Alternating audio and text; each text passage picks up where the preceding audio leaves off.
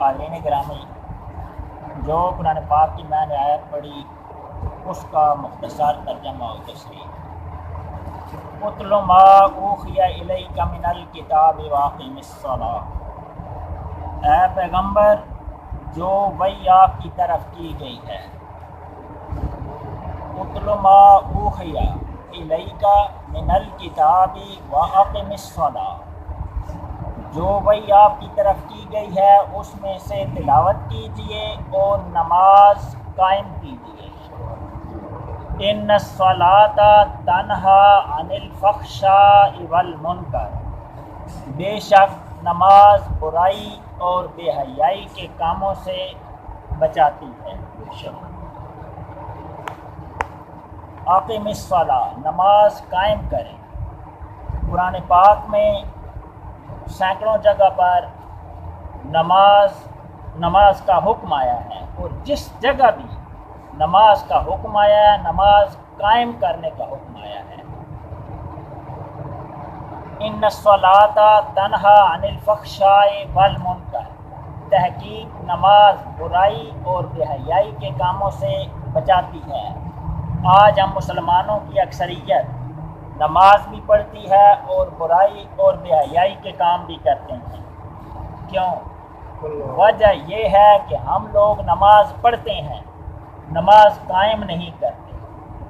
ہم کو کچھ پتہ نہیں ہوتا ہم کیا پڑھ رہے ہیں، ہم کو کچھ پتہ نہیں ہے نماز کیسے پڑھنی ہے۔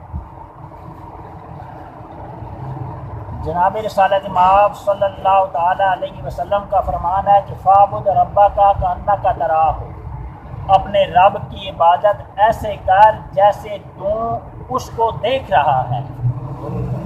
اگر تجھ کو یہ نہیں ہو سکتا تجھ سے تو کم از کم ایسے عبادت کر فإنہ یراک، کہ وہ رب تجھے دیکھ رہا ہے۔ تیرا ذہن، تیری توجہ اس طرف ہونی چاہیے کہ اللہ تبارک و تعالیٰ کے سامنے ہوں، اللہ تبارک و تعالیٰ کے دربار میں کھڑا ہوں اور اللہ تبارک و تعالیٰ مجھے دیکھ رہا ہے۔ اور نماز کے الفاظ کو سمجھ کے پڑھنا چاہیے کہ میں کیا پڑھ رہا ہوں۔ جب ہم اللہ اکبر کہتے ہیں تو اس وقت تمام دنیا کے خیالات ہمیں پیچھے پھینک دینے چاہیے۔ جب ہم اللہ کے دربار میں کھڑے ہوتے ہیں اس وقت جب الحمدللہ رب العالمین، جب آپ پڑھتے ہیں الحمدللہ رب العالمین، آپ کا دل اللہ کے تشکر سے، اس کے جذبات سے معمور ہونا چاہیے۔ اسی طریقے سے نماز، جتنی نماز ہے وہ آپ کو مکمل ترجمے کے ساتھ معلوم ہونا چاہیے۔ نماز میں اردو ترجمہ تو ہم نہیں پڑھ سکتے، لیکن جب محاورے کے ساتھ اور گہری علم کے ساتھ کسی بھی چیز کا، دوسری زبان کا ہم جب ترجمے کے ساتھ اس کو یاد کر لیتے ہیں تو جب اس چیز کو ہم پڑھتے ہیں تو ترجمے کے بغیر انہی الفاظ سے ہم اس کو سمجھ لیتے ہیں۔ تو نماز میں بھی یہی چیز ہمیں مد نظر رکھنی ہے، الحمدللہ رب العالمین الرحمن الرحیم۔ اور اردو زبان جو ہے، اردو زبان کے 70% الفاظ عربی اور فارسی سے لیے گئے ہیں، اس لیے ہمیں عربی کا ترجمہ سمجھنے میں اور عربی کو عربی میں سمجھ کر پڑھنے میں کوئی پریشانی نہیں۔ اس سلسلے میں علماء سے رہنمائی لی جا سکتی ہے اگر ہم لوگ اس معاملے میں سنجیدہ ہوں، اور سنجیدہ ہونا بھی چاہیے۔ جو آدمی 5 وقت نماز پڑھتا ہے تو اس کو اس بات کا بھی خیال کرنا چاہیے کہ میں نماز پڑھتا ہوں، نہیں میں نماز کو قائم کروں، تبھی یہ نماز ہمیں برائی اور بے حیائی کے کاموں سے روکے گی۔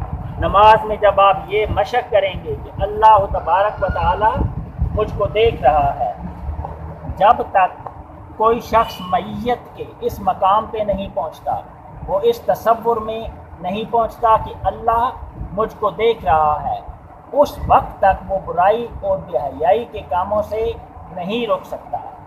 جناب رسالت مآب صلی اللہ تعالیٰ علیہ وسلم کا فرمان ہے کہ جو شخص نماز پڑھتا ہے اور نماز کو صحیح طریقے سے نہیں پڑھتا، لاپرواہی سے پڑھتا ہے، یہ نماز اللہ کے غضب کا باعث بھی اس کے لیے بن سکتی ہے۔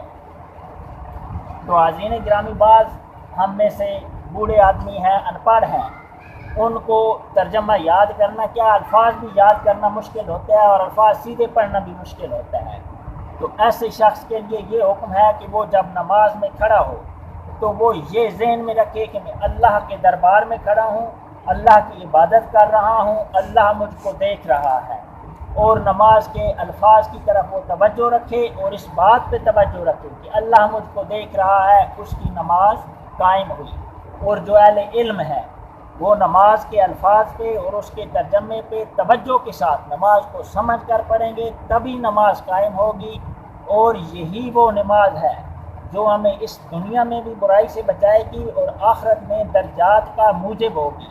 وگرنہ ہم جو نمازیں پڑھتے ہیں، جو عبادت کرتے ہیں، اور اس سلسلے میں یہ بھی بات یاد رکھنے کی ہے کہ اعمال وہی آخرت میں جائیں گے جو اعمال آپ اس دنیا میں لے کر جائیں گے۔ من جاء بالحسنۃ فلہ عشر امثالہا، کہ جو آپ نیکیاں لے کر آیا، جو نیکی لے کر آیا اس کو 10 گنا دیا جائے گا۔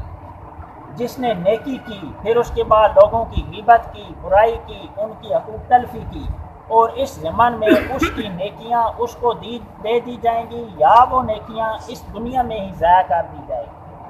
تو نیکی اللہ کے دربار میں لے جانے کے لیے برائی اور بے حیائی سے بچنا ضروری ہے، اور برائی اور بے حیائی سے بچنے کے لیے نماز میں یہ توجہ ضروری ہے کہ اللہ مجھے دیکھ رہا ہے، اور نماز کے علاوہ بھی اپنے معاملات زندگی میں جب بھی کوئی معاملہ کریں تو یہ توجہ رکھیں کہ اللہ تبارک و تعالیٰ کی ذات مجھ کو دیکھ رہی ہے۔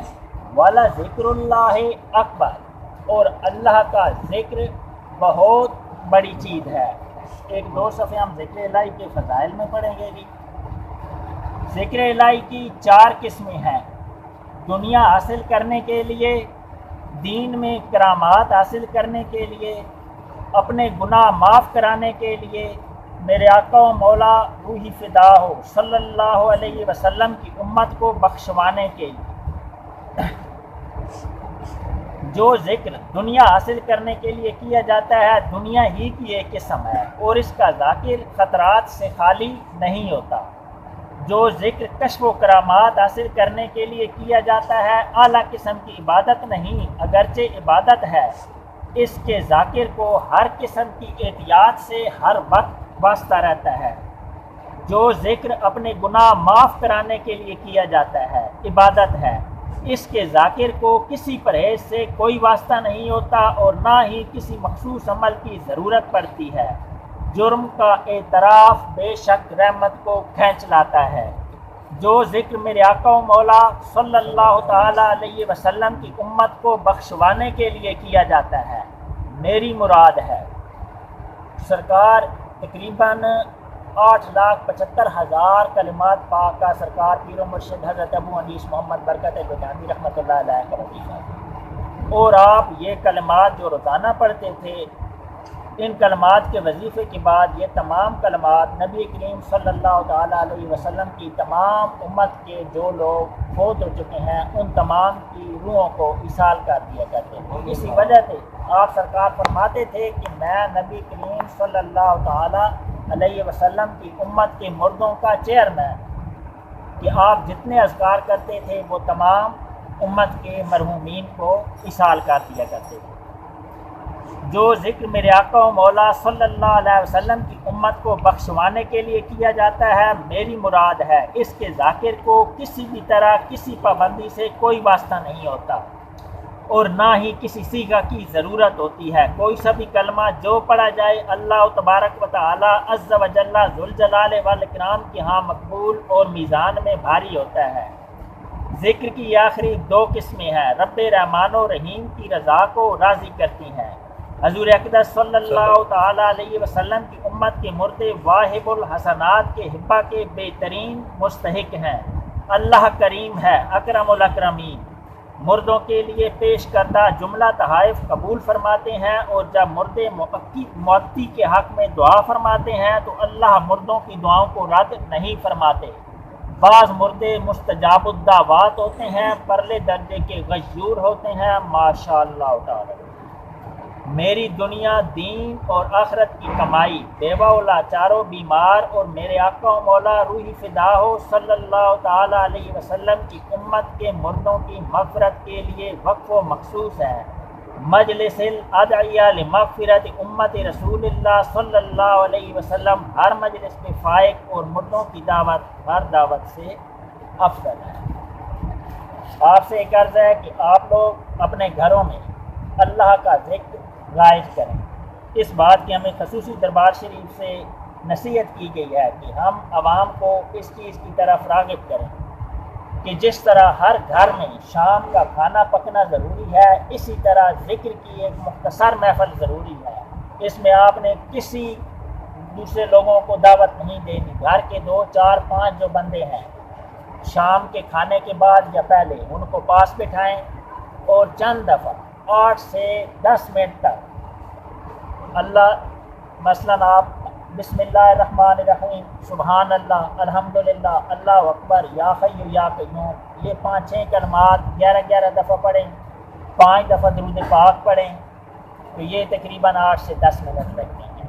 یہ ذکر کی مختصر محفل کریں اور پھر اس کا ثواب جو ہے اپنے گھر کے، اپنے آباء و اجداد جو مرحومین ہیں ان کی روحوں کو ایصال کریں، اپنے گھر میں خیر و برکت کی دعا کریں، اور آج دل میں عہد کریں کہ ہم یہ محفل اپنے گھر میں کریں گے اور ضرور کریں گے۔ جناب رسالت مآب صلی اللہ تعالیٰ علیہ وسلم کا فرمان ہے، سرکار نے فرمایا کہ جس گھر میں اللہ کا ذکر کیا جاتا ہے وہ گھر آسمان کے فرشتوں کو ایسے نظر آتا ہے جیسے اہل زمین آسمان کے تاروں کو روشن دیکھتے ہیں، اہل آسمان کو وہ گھر اس طریقے سے تاروں کی طرح روشن نظر آتا ہے۔